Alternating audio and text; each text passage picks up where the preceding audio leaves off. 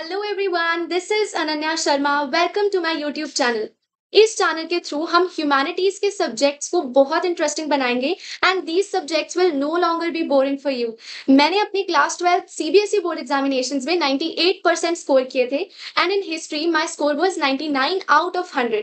तो आज मैं आप सबके लिए लाई हूँ मेरी स्ट्रैटेजी, जिसको फॉलो करके मैंने हिस्ट्री में 99 मार्क्स स्कोर किए एंड आने वाले टाइम में आपको इसी चैनल पर बाकी सब्जेक्ट्स की भी स्ट्रैटेजी मिल जाएगी। तो हम शुरू करते हैं अपनी आज की वीडियो।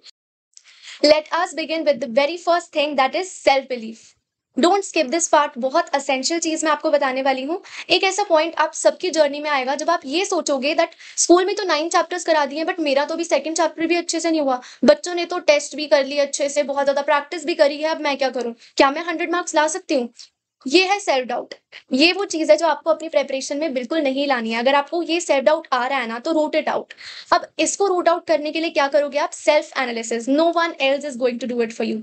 आपको यूट्यूब पे बहुत सारी वीडियोस मिल जाएंगी स्ट्रैटेजी वाली, जो मैं भी आपको आज दे रही हूँ, but these videos are mere direction. ये आपको सिर्फ डायरेक्शन देंगी कि किस वे में आपको मूव करना है, बट आपको बहुत सारे चेंजेस अपने अंदर करने पड़ेंगे उस डायरेक्शन तक जाने के लिए। तो वो चीज आएगी सेल्फ एनालिसिस से।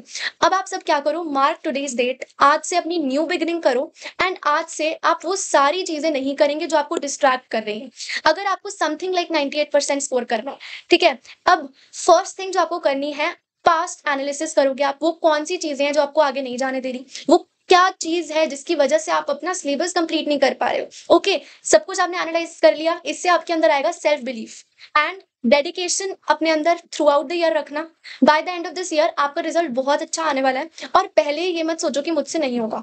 अगर आपने ये सोच लिया, then that door is locked in your mind. वो लॉक हो चुका है, आपका रिजल्ट अच्छा नहीं आएगा।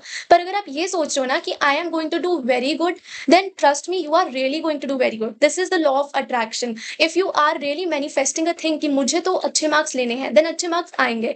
और ये है आपका पॉजिटिव एटीट्यूड जो आपके साथ एंड तक रहने वाला है। तो without wasting much of your time, हम अपने सबसे पहले स्टेप को देख लेते हैं, दैट इज सिलेबस एनालिसिस। अब देखो, सिलेबस जाने बिना स्कोरिंग 100 मार्क्स थोड़ा वियर्ड साउंड करता है, तो सिलेबस पे अच्छे से अपना सिलेबस को अच्छे से समझना। अब देखो, मैंने ये सिलेबस की आपकी स्लाइड्स अटैच कर दिया, आप इसका स्क्रीनशॉट ले लीजिए and I will advice you, इसको लिख लो कहीं पर, बुक में टिक कर लो चैप्टर्स। एंड आप ये मार्किंग स्कीम भी देख लो कि हर बुक से आपको 25 मार्क्स का आ रहा है, तो किसी भी बुक को इग्नोर करना या छोड़ देना, it's not a wise decision. Her book equal weightage carry कर रही है। एंड जो एक इसमें से मैं आपको प्रो टिप दूंगी ना, वो ये कि फर्स्ट बुक पे ज्यादा फोकस मत करो, बिकॉज फर्स्ट बुक सबकी फेवरेट होती है, ऑलमोस्ट सबकी फेवरेट होगी। इसलिए नहीं कि ये बुक बहुत ईजी है, हमें ईजी लग रही है, ईजी इसलिए लग रही है क्योंकि हमने सबसे पहले करी है। एंड जब हम अपनी 12th क्लास को स्टार्ट करते हैं, तब हमारे अंदर बहुत ज्यादा पावरफुल मोटिवेशन होती है कि अब तो कुछ करके दिखाना, अब तो मैं तो 100 मार्क्स ही लेके जाऊंगा। बट वो एंड तक जाते जाते थोड़ी सी फेड आउट हो जाती है मोटिवेशन। तो इसीलिए फर्स्ट बुक, एक जो बच्चे गलती करते हैं वो है कि जो चैप्टर्स आते हैं ना, उनको ही बार बार करते रहते हैं, तो वो चीज मत करना। और जो दूसरी चीज आपको ध्यान रखनी है कि हर बुक में से एक 8 मार्क्स का क्वेश्चन आएगा, टोटल 3 8 मार्क्स के क्वेश्चन आएंगे। तो अभी से अपनी प्रेपरेशन शुरू कर दो कि अगर आपको एक चैप्टर में से 8 मार्क्स का क्वेश्चन आ गया, तो आप उसको किस तरह से लिखोगे, एंड वो होगा कंसेप्ट बिल्डिंग से। अब आगे चलते हैं, आप इस सबका स्क्रीनशॉट भी ले सकते हैं, मैंने ये ऑफिशियल सीबीएसई की साइट से डाउनलोड किया है। फिर आ जाता है मैप वर्क। अब मैं आपको बताऊं कि मेरा जो 99 आउट ऑफ 100 मार्क्स आया ना, जो मेरा 1 मार्क्स डिडक्ट हुआ है, वो मैप से ही हुआ है। So now I am regretting कि अगर मैं वो मैप और ज्यादा अच्छे से कर लेती तो मेरे 100 आउट ऑफ 100 आ जाते। तो आप एंड ऑफ द ईयर ये सोच के रिग्रेट ना करो कि मैं ये कर लेती तो ये हो जाता। तो इसीलिए आज फोकस करो, अभी बहुत टाइम है, हर एक चीज अच्छे से करके जाओ, स्पेशली मैप, इसको इग्नोर मत करना, इसमें मार्क्स कट सकते हैं। तो ये आप यहाँ से सिलेबस नोट डाउन कर लो एंड एटलीस्ट वीक में 4 to 5 times, like every Sunday, आप अपना मैप्स को दे सकते हो। फिर हमारे पास आ जाता है द मोस्ट आस्क्ड क्वेश्चन, जो आप सबसे पूछते होंगे, अपने सीनियर से भी पूछा होगा, which book should be follow. और अभी आपके दिमाग में चल रहा होगा, यार जिसे देखो सब बोलते हैं एनसीईआरटी एनसीईआरटी, तो एनसीईआरटी इतनी इंपॉर्टेंट क्यों है? अब इसका आंसर ढूंढने के लिए ना, मैं आपको कहूंगी, never follow somebody's advice blindly। किसी की भी एडवाइस ब्लाइंडली फॉलो मत करो, चाहे उसके 99% आए, चाहे उसके 100% आए, बट ब्लाइंडली फॉलो मत करो। अगर आप बहुत ज्यादा पैशनेट हो कि मुझे तो 100 लाने हैं ना, तो चीजों को पहले टेस्ट करो, देन उसको अप्लाई करो। अब मैं आपको एडवाइस करूंगी कि आप गूगल पे जाओ, प्रीवियस ईयर क्वेश्चंस निकालो एंड एनालाइज करो कि क्या सच में ये क्वेश्चंस एनसीईआरटी से आ रहे हैं। ये मेरी गारंटी है कि आपको एनसीईआरटी से बाहर क्वेश्चन नहीं मिलेंगे। जो थोड़े से हॉट्स वाले क्वेश्चन होंगे ना, जो थोड़े से मुश्किल होंगे, वो या तो आपका किसी ऐसे बॉक्स से लिए होंगे, या तो आपको किसी पिक्चर के नीचे जो डिटेल्स दी होती है ना, उससे क्वेश्चन लिए होते हैं। तो यही होते हैं टिपिकल क्वेश्चंस। बाकी मोस्ट ऑफ द जो क्वेश्चंस है ना, वो एनसीईआरटी की लाइन से उठाए जाते हैं। अब ऐसी बहुत सारी लाइंस हैं, मुझे तो ऑन टिप्स भी याद हैं, जिससे पैराग्राफ शुरू होते हैं। जैसे कि the first millennium BC is regarded as the turning point in world history. बहुत सारी लाइन है कि 6th सेंचुरी की क्या इंपॉर्टेंस है, और Vijayanagara is known for its fortification, उसके लिए कुछ डेफिनेशंस दी हुई हैं। ठीक है, जैसे ड्रेनेज सिस्टम को बोला हुआ है most magnificent system yet discover. तो ये सारी चीजें ना आपको ऑन टिप्स याद होनी चाहिए कि कौन सी डेफिनेशन किसके लिए दी गई है, बिकॉज इन डेफिनेशन से भी क्वेश्चन उठकर आ जाते हैं। तो एनसीईआरटी को पढ़ने का अपना ये लाइक एटीट्यूड रखो कि मुझे 100% हर चीज देखनी है। स्टार्टिंग में ये चीजें आप कर सकते हो, बिकॉज जब आपको थोड़ा टाइम रह जाएगा ना, तब आप कुछ सेलेक्टेड चीजें ही पढ़ पाओगे, बिकॉज टाइम आपको अलाउ नहीं करेगा। अभी बिगनिंग है, तो आप हर एक बॉक्स पर फोकस करो। अपने नोट्स बना रहे हो तो इन चीजों को डबल स्टार के साथ देखो, क्योंकि जब आप बुक पढ़ोगे तो आपको ये लाइंस तो दिख जाएंगी, बट कई बार हम ऐसे बॉक्सेस स्किप कर देते हैं, उसी से बोर्ड्स में आ जाता है। तो ये चीजें मेरी अच्छे से इंप्लीमेंट करो। दूसरी चीज़ है, आपको मेरी एनसीईआरटी दिख रही होगी। ये तो मैंने एक ही चैप्टर आपको दिखाया, बट मैं हर चैप्टर में मेरी एनसीईआरटी इसी तरह से लगती है। मैंने साइड पे अपने खुद के नोट्स बनाए हैं। अब देखो मेरा क्या लाइक रूटीन था टू रीड अ चैप्टर। अब मैं क्या करती थी, मेरा फर्स्ट स्टेप होता था एनसीईआरटी की रीडिंग करना। आपको दिख रहा होगा, इसमें इतना क्लियर नहीं, बट मैंने ये हाईलाइट भी किया हुआ है, तो मैं उसके साथ हाईलाइट करती थी। एक बार स्कूल में रीडिंग हो गई, एक बार मैंने घर पे आके कर ली। उसके बाद मैं जब सेकंड रीडिंग करती थी, तब मैं यहाँ पर ऐसे नोट्स बना लेती थी। जो भी चीजें लिखी हुई है, मुझे पूरी लाइन नहीं पढ़नी होती थी, मैं फटाफट नोट्स बना लेती थी। एंड उसके बाद मैं अपने ऑन पेपर जो दूसरे नोट्स होते हैं वो बनाती थी। अब आप ये चीज टेस्ट करके देखो, एक चैप्टर सिर्फ 1 रीडिंग के बाद उसके नोट्स बनाओ, एंड एक चैप्टर के 2 to 3 रीडिंग्स के बाद नोट्स बनाओ। आपको ज्यादा एफिशिएंट अपने नंबर 2 नोट्स लगेंगे, क्योंकि उसमें आपका नंबर ऑफ लाइक जो चांसेस होता है ना कुछ चीज इग्नोर कर देने के, वो बहुत कम हो जाते हैं। तो इसी तरह अपनी एनसीईआरटी को यूटिलाइज करो, नोट्स बनाओ, एंड इसका मतलब मैक्सिमाइज करो इस पे कॉन्सेंट्रेशन, बिकॉज इसी से पेपर आने वाला है। एंड अपना टाइम मत वेस्ट करो बाकी रेफरेंस बुक में से, बिकॉज कोर यही है, जितनी जल्दी समझोगे उतना आपके लिए अच्छा होगा। अब एनसीईआरटी तो हमने पढ़ ली, इसके बाद क्या करें? अब यही चीज है जो एक टॉपर और एक एवरेज स्टूडेंट को अलग अलग कर देती है। एंड इसी चीज की वजह से मोस्ट ऑफ द स्टूडेंट्स ना 90+ लेकर ही जस्ट 90+ ही ले पाते हैं, बट 95+ लेना is something that is like more commendable. तो अब आपको क्या करना है, आपको चीजों को रिवाइज एंड री रिवाइज करना है। एक चैप्टर मल्टीपल टाइम्स रिवाइज करो। अब कभी भी you are not full like you are not up with 100% preparation. कभी भी आप 100% तो होते ही नहीं हो। अपने आप को ये मत समझो अब मेरा 100% हो गया, तो 100% आपका कभी भी नहीं होगा। ठीक है, रिवाइज करो, री रिवाइज करो, वो चीजें आपके दिमाग में पूरी तरह से फीड हो जानी चाहिए, अगर आप सच में पैशनेट हो टू डू समथिंग। फिर देखो आपको फोकस करना है कंसेप्ट बिल्डिंग पर। हमने मग अप नहीं करना है चीज को, कंसेप्ट बनाना है, बिकॉज इसमें जो लॉन्ग आंसर्स आएंगे ना, उसमें आपको पता लगेगा that what is the importance of making concepts. फिर आंसर राइटिंग पे फोकस करना है, इसमें मैं आपको बताऊंगी कि आंसर राइटिंग इंपॉर्टेंट क्यों है।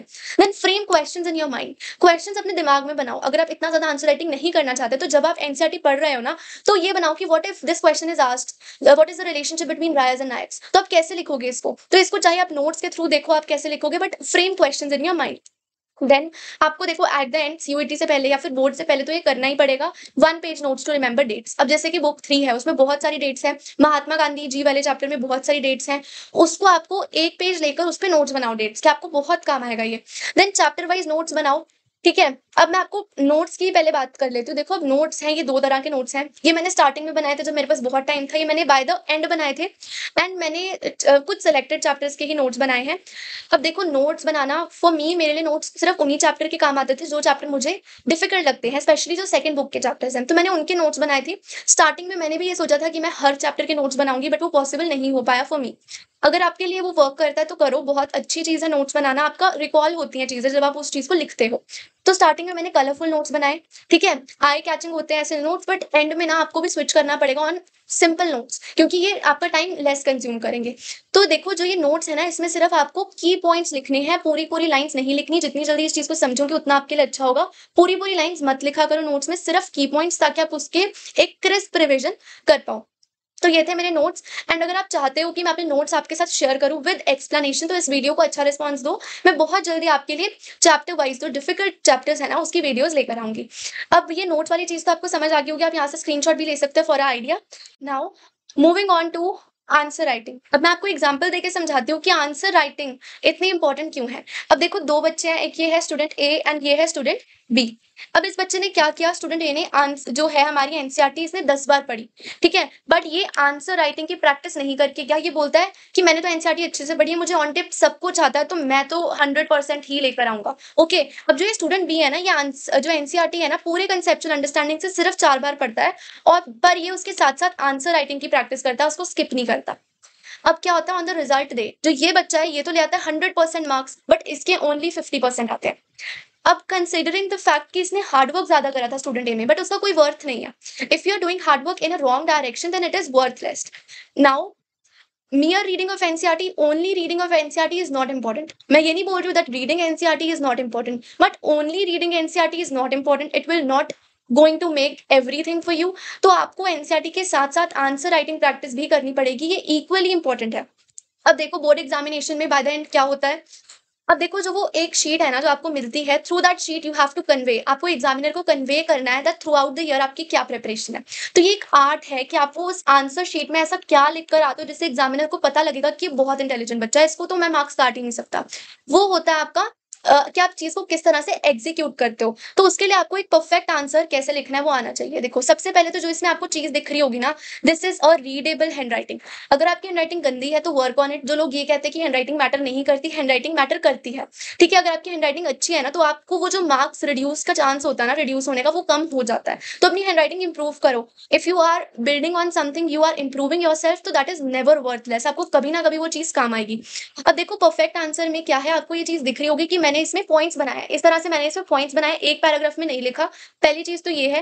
देन इंपॉर्टेंट चीजों को हाईलाइट किया हुआ है, ठीक है। अब देखो एक आंसर में ना, एक जैसे हम नोटिस लिखते हैं, लेटर लिखते हैं, उसका एक फॉर्मेट होता है। इसी तरह से एक परफेक्ट आंसर का भी फॉर्मेट है, दैट इज IBC। हमने ABC पढ़ी है, बट अब हमें पढ़नी पड़ेगी IBC। IBC क्या है, इंट्रोडक्शन, बॉडी एंड कंक्लूजन। अब इसका ये मतलब नहीं कि आंसर लिखने से पहले आप यहाँ पे लिखोगे पहले इंट्रोडक्शन, फिर लिखोगे बॉडी, फिर लिखोगे conclusion. No, it will not look good. आपको क्या करना है, थ्रू योर वर्ड्स ये बताना है कि ये इस आंसर का इंट्रोडक्शन है। जैसे अगर हम वो रायस एंड नायक्स वाला क्वेश्चन ले, तो सबसे पहले आपको before like directly stepping on towards the relationship, पहले ये बताओ कि रायस कौन थे। ओके, पहले ये बताओ कि रायस कौन थे, देन नायक्स कौन थे, फिर उसके बाद आओ उनके रिलेशनशिप पर। तो यहाँ पर आपका काम हो गया इंट्रोडक्शन का खत्म, यहाँ आपका काम हो गया बॉडी का। फिर आओ कंक्लूजन। मैन कंक्लूजन अपने ज्यादा पॉइंट ऑफ व्यूज मत देना, जो आपको बुक में कंक्लूड करा हुआ है ना वो दो, plus your point of view mix कर कर चलो। लाइक अपना कोई बहुत ही अलग सा पॉइंट ऑफ व्यू मत लिखा ना, जिससे जो वो क्वेश्चन पूछा गया ना वही पूरी तरह से आप उसको लाइक उस क्वेश्चन से ही ऊपर जाके कुछ मत लिखना। कंक्लूजन में सिर्फ वही लिखना जो कि उससे रिलेटेड है, ठीक है। फिर आ जाता है हमारा रिमेंबर टू डू PYQs। अब PYQs बहुत इंपॉर्टेंट है। PYQs करके जाओगे तो रिजल्ट वाले दिन दिस विल बी यू, आप बहुत खुश होगे, क्योंकि बोर्ड का भी एक ट्रेंड होता है क्वेश्चंस पूछने का। बोर्ड एग्जामिनेशन देखो कितने सालों से बोर्ड एग्जामिनेशन चल रहा है, ठीक है, वही सेम सिलेबस है। तो कुछ ऐसे क्वेश्चंस होते हैं जिसके चांसेस ज्यादा होते हैं। अब वो क्वेश्चंस ना कुछ ही टॉपिक से निकले होते हैं, तो वो टॉपिक्स एनालाइज करो। तो अगर आप PYQs करोगे ना तो आपको पता लग जाएगा कि बोर्ड किस लेवल के क्वेश्चंस देता है। So that's it for my strategy video. अगर आपको अच्छी लगी हो तो please share this with your friends, share करो। एंड अगर आपको अच्छा लगा हो तो please subscribe to this channel. Thank you.